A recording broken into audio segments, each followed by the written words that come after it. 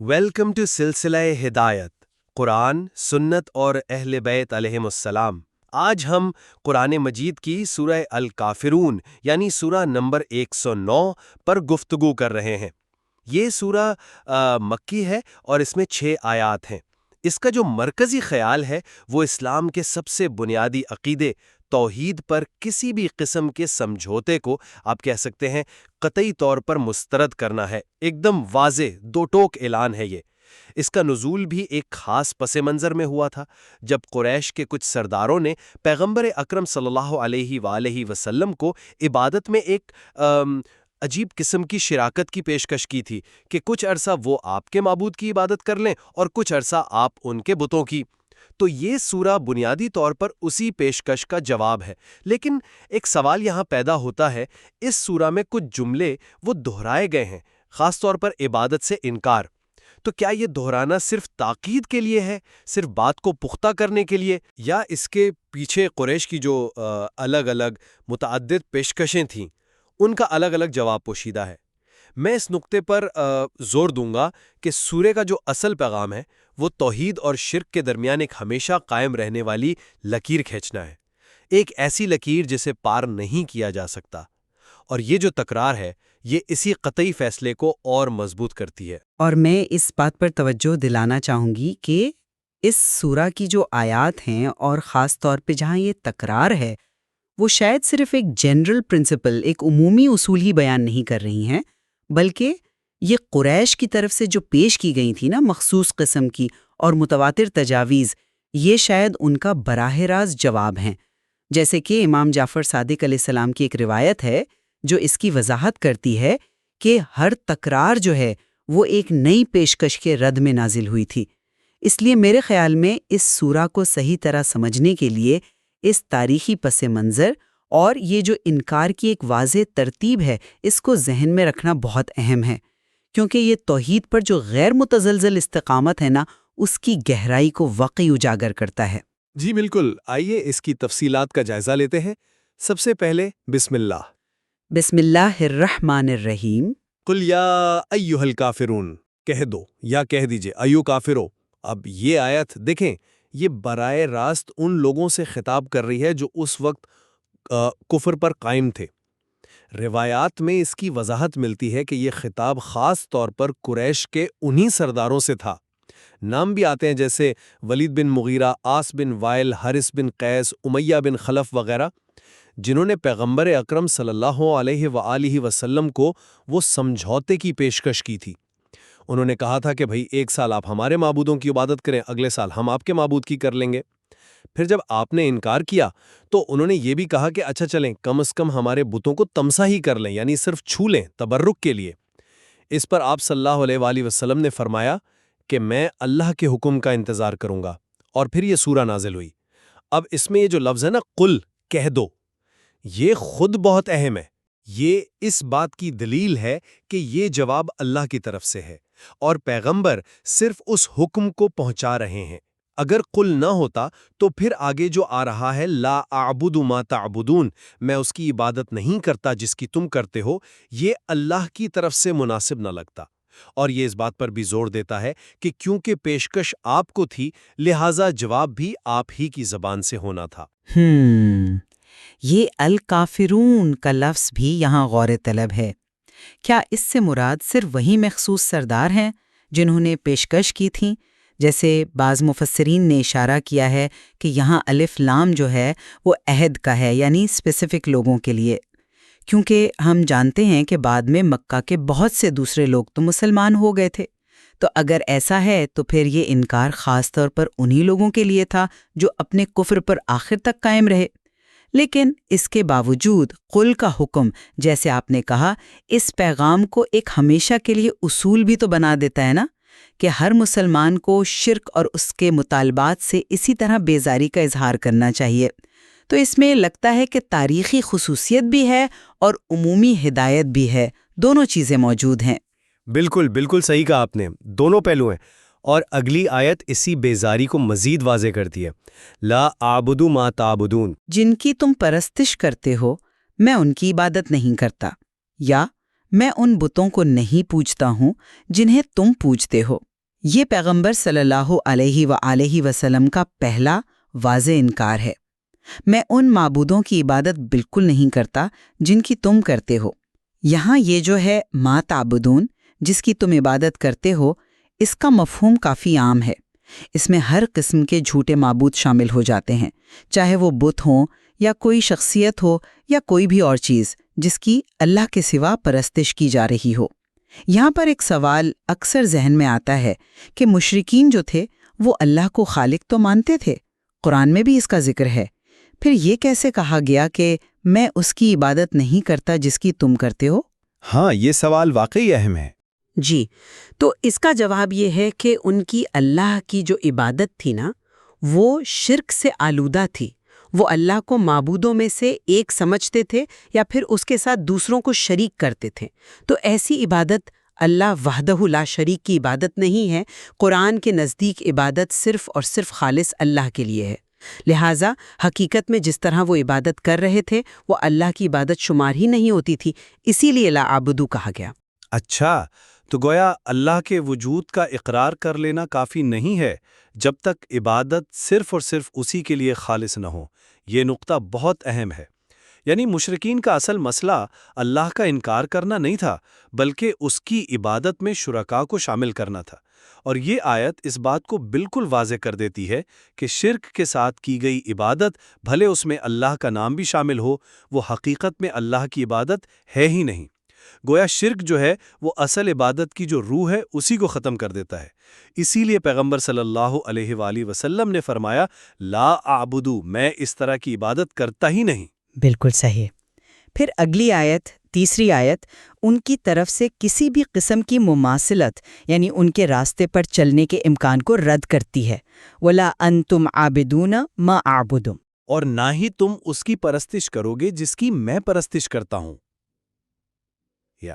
اور نہ ہی تم اس اللہ کی بندگی کرتے ہو جس کی میں بندگی کرتا ہوں۔ اس آیت میں گویا کہا جا رہا ہے کہ دیکھو، جس طرح میں تمہارے معبودوں کی عبادت نہیں کر سکتا، اسی طرح تم بھی اس ایک خدا کی عبادت نہیں کرو گے جس کی میں کرتا ہوں۔ اب اس کی وجہ کیا تھی؟ مفسرین نے لکھا ہے، ان کی ہٹ دھرمی تھی، اپنے آباء و اجداد کی اندھی تقلید تھی، اور پھر شرک سے وابستہ کچھ دنیاوی مفاد بھی تھے۔ ان چیزوں کی وجہ سے وہ اپنے تعصبات کو چھوڑ کر خالص توحید کی طرف آنے پر تیار نہیں تھے۔ ان کا جو اللہ کا تصور تھا وہ بھی شرک سے آلودہ تھا، اس لیے وہ اس حقیقی معبود یعنی اللہ وحدہ لا شریک کی عبادت کر ہی نہیں سکتے تھے جس کی دعوت اسلام دے رہا تھا۔ ٹھیک، اس کا مطلب یہ ہوا کہ یہ آیات ایک قسم کی خبر غیب تھی، ایک پیشنگوئی کہ یہ لوگ یا کم از کم وہ سردار ایمان نہیں لائیں گے، یا پھر یہ ان کی اس وقت کی جو موجودہ حالات تھیں اس کا بیان تھا کہ ان کی عبادت کا طریقہ، ان کی نیت، وہ فنڈامنٹلی بالکل مختلف ہیں۔ شاید اس میں دونوں ہی پہلو ہیں، ہے نا؟ یعنی یہ ان کی استعداد اور ان کی قابلیت کی نفی بھی ہے کہ وہ اس قسم کی خالص عبادت کر بھی سکیں جب تک وہ شرک پر قائم ہے، اور یہ شاید ان کے سمجھوتے کی پیشکش کے اس حصے کا بھی جواب ہے جس میں انہوں نے کہا تھا کہ ہم آپ کے معبود کی عبادت کریں گے۔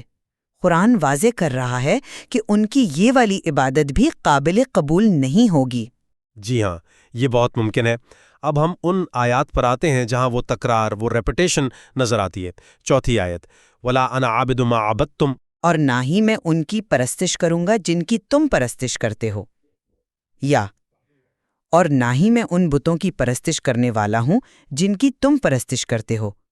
اب دیکھیں، یہ آیت نمبر 2 لا اعبد ما تعبدون سے ملتی جلتی لگتی ہے، لیکن یہاں کچھ فرق ہیں۔ ایک تو یہاں عابدون استعمال ہوا ہے جو اسم فاعل ہے یعنی عبادت کرنے والا، اور ما عبدتم آیا ہے جس میں فعل ماضی پاسٹ ٹینس ہے جس کی تم نے عبادت کی۔ مفسرین نے اس تکرار کی کئی وجوہات بیان کی ہیں۔ سب سے عام رائے تو یہی ہے کہ یہ تاکید کے لیے ہے، مشرکین کو مکمل طور پر مایوس کرنے کے لیے ہے تاکہ وہ کسی قسم کے سمجھوتے کی کوئی امید باقی نہ رکھیں۔ ایک دوسری تفسیر یہ ہے کہ اس میں زمانے کا فرق واضح کیا گیا ہے، یعنی نہ میں اب عبادت کرتا ہوں آیت 2 اور نہ ہی آئندہ کبھی کروں گا آیت 4۔ ایک اور تفسیر یہ بھی کی جاتی ہے کہ آیت 2 معبود کے فرق پر ہے اور آیت 4 عبادت کے طریقے کے فرق پر، یعنی نہ میں تمہارے معبودوں کی عبادت کرتا ہوں آیت 2، اور نہ میری عبادت کا طریقہ تمہارے جیسا شرک والا ہے آیت 4۔ پھر وہ فعل اور اسم فاعل کا فرق بھی اہم ہے۔ لا عابدو میں عبادت کے عمل کی نفی ہے، جبکہ انا عابدن میں عبادت کرنے والا ہونے کی ہی نفی کر دی گئی ہے، جو شاید زیادہ قوی، زیادہ اسٹرانگ نفی ہے۔ اور اسی طرح ما تعبدون، جس کی تم اب یا آئندہ عبادت کرتے ہو، کے مقابلے میں ما عبدتم، جس کی تم ماضی میں عبادت کر چکے ہو، کا استعمال بھی اس بات پر دلالت کر سکتا ہے کہ میں نہ تمہارے موجودہ معبودوں کی عبادت کروں گا اور نہ ان کی جن کی تم پہلے سے کرتے آئے ہو۔ یہ سب تفسیرات اپنی جگہ اہم ہیں، لیکن امام جعفر صادق علیہ السلام کی وہ روایت جو تفسیر قمی میں ملتی ہے، جو ابو شاکر زیسانی کے سوال کے جواب میں مومن تقی کے ذریعے منقول ہے، وہ اس تکرار کی میرے خیال میں سب سے واضح تشریح پیش کرتی ہے۔ امام علیہ السلام نے فرمایا کہ قریش نے اپنی پیشکش صرف ایک بار نہیں کی تھی بلکہ بار بار دہرائی تھی۔ پہلے کہا 1 سال آپ ہمارے معبودوں کی، 1 سال ہمارے معبود کی۔ پھر جب یہ رد ہو گیا تو انہوں نے دوبارہ یہی تجویز دی۔ تو امام علیہ السلام کے مطابق آیات 1 اور 2 یہ پہلی تجویز کے پہلے حصے کا رد تھا کہ آپ صلی اللہ علیہ وآلہ وسلم ان کے بتوں کی عبادت کریں۔ آیات 3 یہ اسی پہلی تجویز کے دوسرے حصے کا رد تھا کہ وہ اللہ کی عبادت کریں جو ظاہر ہے خالص نہ ہوتی۔ پھر آیت 4 یہ ان کی دوسری بار کی گئی تجویز کے پہلے حصے کا رد تھا کہ آپ صلی اللہ علیہ وآلہ وسلم پھر سے ان کے بتوں کی عبادت کریں، اور آیت 5 یہ اسی دوسری تجویز کے دوسرے حصے کا رد تھا کہ وہ پھر سے اللہ کی عبادت کریں۔ تو اس لحاظ سے اگر دیکھا جائے تو یہ تکرار صرف تاکید نہیں ہے بلکہ ان کی ہر نئی کوشش کا ایک الگ اور قطعی جواب ہے۔ یہ اس سورہ کے پیغام کو اور بھی زیادہ گہرا کر دیتا ہے کہ دین کے معاملے میں کسی بھی قسم کی ڈپلومیسی یا گیو اینڈ ٹیک کی کوئی گنجائش ہی نہیں ہے۔ واقعی یہ وضاحت یقیناً اس سورے کے نزول کے پس منظر کو بہترین انداز میں بیان کرتی ہے، اور اس سے تکرار کا مقصد بھی بالکل واضح ہو جاتا ہے۔ اب آئیے 5ویں آیت پر، جو آیت 3 کی تکرار لگتی ہے، وَلَا أَنْتُمْ عَابِدُونَ مَا أَعْبُدُ، اور نہ تم اس کی پرستش کرو گے جس کی میں عبادت کرتا ہوں، یا اور نہ ہی تم اس کی عبادت کرنے والے ہو جس کی میں عبادت کرتا ہوں۔ تو امام صادق علیہ السلام کی بیان کردہ ترتیب کے مطابق یہ قریش کی دوسری مرتبہ کی جو پیشکش تھی اس کے دوسرے حصے کا رد ہے، جب انہوں نے دوبارہ کہا کہ وہ آپ صلی اللہ علیہ وآلہ وسلم کے معبود کی عبادت کرنے پر تیار ہیں۔ قرآن پھر اس بات کو دہرا رہا ہے کہ ان کی یہ پیشکش بھی قابل قبول نہیں ہے، کیونکہ وہ اس ایک حقیقی خدا کی وہ خالص اور شرک سے پاک عبادت نہیں کریں گے جو اسلام کا تقاضا ہے۔ جیسے ہم نے پہلے بات کی، ان کا اللہ کا تصور ہی غلط ہے، تو ان کی طرف سے کی جانے والی عبادت بھی غلط ہی ہوگی۔ اس تکرار سے یہ بات بالکل حتمی، بالکل فائنل ہو جاتی ہے۔ پہلے ان کی اس پیشکش کو رد کیا گیا آیت 3 میں، اور جب انہوں نے پھر یہی بات کی تو پھر اسے دوبارہ رد کر دیا گیا آیت 5 میں۔ یہ دہرایا جانا اس بات کو کتنا پختہ کرتا ہے کہ مسئلہ صرف ان کے انکار کا نہیں تھا بلکہ ان کی قبولیت بھی مسئلہ تھی۔ ان کی طرف سے اللہ کی عبادت کی پیشکش بھی دراصل توحید کے خالص تصور سے خالی تھی اور ظاہر ہے شرک شائبوں سے پاک نہیں تھیں، اس لیے اللہ تعالیٰ نے اسے بھی قطعی طور پر مسترد کر دیا۔ بالکل درست۔ اور ان تمام انکاروں کے بعد آخری آیت میں ایک فیصلہ کن اعلان کیا گیا، لکم دینکم ولی دین۔ اب جب کہ معاملہ اس طرح ہے تو تمہارا دین تمہارے لیے اور میرا دین میرے لیے، یا تمہارے لیے تمہارا دین اور میرے لیے میرا دین۔ دیکھیں، اس آیت کو اکثر بہت غلط سمجھا جاتا ہے۔ کچھ لوگ اسے مذہبی رواداری سمجھتے ہیں یا جیو اور جینے دو کی پالیسی، گویا کہ قرآن نعوذ باللہ کفار کے دین کو بھی ان کے لیے درست تسلیم کر رہا ہے۔ یہ مفہوم، یہ انٹرپریٹیشن سورہ کے پورے سیاق و سباق کے اور قرآن کی مجموعی تعلیمات کے بالکل خلاف ہے۔ قرآن تو شرک کو سب سے بڑا ظلم قرار دیتا ہے، ناقابل معافی جرم قرار دیتا ہے۔ تو یہاں لہجہ رواداری کا نہیں ہے بلکہ یہ مکمل علیحدگی کا، بیزاری کا اور ایک قسم کی تہدید یعنی وارننگ کا لہجہ ہے جیسا کہ آیت اللہ مکرم شرازی نے وضاحت کی ہے، اس کا مطلب ہے ٹھیک ہے، تمہارا یہ شرک والا دین تمہیں مبارک ہو، تم اسی پر قائم رہو، اس کا انجام جلد دیکھ لو گے۔ میرا یہ توحید والا دین میرے لیے ہے، میں اسی پر قائم رہوں گا۔ کہ یہ کفار کے دین کا اقرار ہرگز نہیں ہے، بلکہ ان سے اور ان کے دین سے قطعی لا تعلقی کا، مکمل بیزاری کا اعلان ہے۔ اس آخری آیت کی صحیح تشریح واقعی بہت ضروری ہے، کیونکہ اس کی غلط فہمی آج بھی بہت عام ہے۔ لوگ اس آیت کو صلح کل یا ہر عقیدے کو برابر سمجھنے کی دلیل بنا لیتے ہیں، جو قرآن کی روح کے بالکل خلاف ہے۔ یہ آیت دراصل پچھلی تمام آیات کا نتیجہ ہے، ان کا کنکلوژن ہے۔ جب یہ بالکل واضح ہو گیا کہ نہ مسلمان شرک قبول کریں گے اور نہ ہی مشرکین اپنی اس وقت کی حالت میں خالص توحید قبول کریں گے، تو پھر ایک ہی راستہ بچا، مکمل علیحدگی، کمپلیٹ سیپریشن۔ لکم دینکم ولی دین، تم اپنے شرک والے راستے پر چلو، ہم اپنے توحید والے راستے پر۔ اس میں ان کے دین کے لیے کسی بھی قسم کی تصدیق یا اپروول کا شائبہ تک نہیں ہے، صرف راستوں کا الگ الگ ہونا اور اپنا راستہ اختیار کرنا بیان کیا گیا ہے۔ بالکل۔ تو اس ساری گفتگو کا خلاصہ یہ بنتا ہے کہ سورہ الکافرون توحید خالص پر استقامت کا اور شرک کی ہر شکل سے مکمل برات کا ایک غیر متزلزل، ایک انشیکبل درس دیتی ہے۔ اس کا نزول قریش کی طرف سے دین میں سمجھوتے کی ان کوششوں کے جواب میں ہوا جو بنیادی طور پر ہی ناقابل قبول تھیں۔ اس میں جملوں کا جو دہرایا جانا ہے وہ خاص طور پر امام صادق علیہ السلام کی روایت کی روشنی میں اگر دیکھیں تو محض تاکید نہیں بلکہ ان کی متعدد پیشکشوں کا الگ الگ اور قطعی رد ہے۔ یہ سورہ توحید اور شرک کے درمیان ایک واضح حد فاصل، ایک کلیئر ڈیوائیڈنگ لائن قائم کرتی ہے، اور شاید اسی لیے اسے قرآن کا چوتھا حصہ کہا گیا ہے اور شرک و نفاق سے پاک کرنے والی یعنی مقشقشہ بھی کہا گیا ہے۔ ہمیں بار بار یاد دلاتی ہے کہ حق اور باطل کو ملانے کی ہر کوشش کو مسترد کرنا کتنا ضروری ہے، چاہے باہر سے کتنا ہی دباؤ کیوں نہ ہو۔ اور امام صادق علیہ السلام کی وضاحت سے تو اس سورہ کی آیات کی جو حکمت ہے، جو بلاغت ہے، وہ اور بھی زیادہ اجاگر ہوتی ہے کہ کس طرح قرآن نے ان کی ہر چال کا، ہر تجویز کا بروقت اور کتنا مناسب جواب دیا۔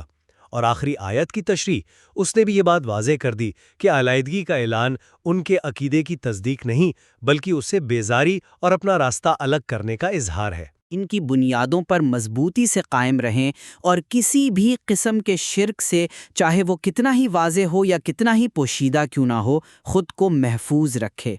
یہ راستے الگ ہیں اور الگ ہی رہیں گے۔